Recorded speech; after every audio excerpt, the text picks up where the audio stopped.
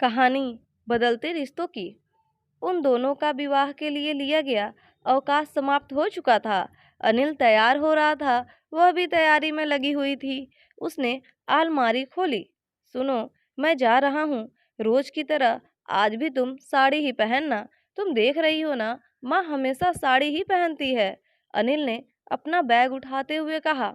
अनिल जा चुका था। उसे समझ नहीं आ रहा था कि वह कौन सी साड़ी पहने। वह कभी साड़ी पहनकर कार्यालय नहीं गई। उसने साड़ी पहनकर कभी एक्टिवा भी नहीं चलाई। कैसे होगा सब। मायके में थी तो सब पहनने की छूट थी। वह तैयार हुई। उसने अपना पर्स उठाया और कमरे से बाहर निकली। तुम्हारा भी समय हो गया क्या? सासू जी अखबार एक ओर रखते हुए कहा।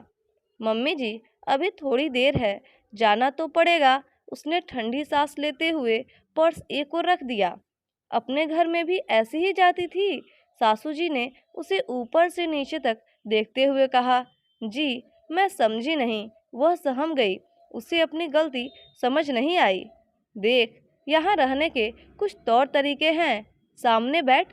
सासू जी ने कुर्सी की ओर संकेत करते हुए कहा। जी, वह सहमी हुई बैठ गई। देख, विवाह के पहले रितु बिटिया भी नौकरी करती थी। उसकी मर्जी होती वह पहनकर नौकरी पर जाती थी। उसकी शादी हो गई, अब उसके ससुराल वाले जाने। जो मन हो वो छूट दे न दे।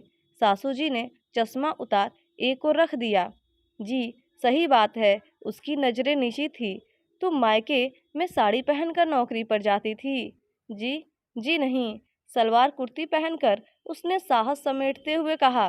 तो जाओ, अभी समय हो तो वही पहनकर जाओ। याद रखो, तुम मेरे लिए ऋतु जैसी ही हो। घर में भी तुम्हें जिसमें भी सुविधा हो वही पहनना, बस उसमें शालीनता हो।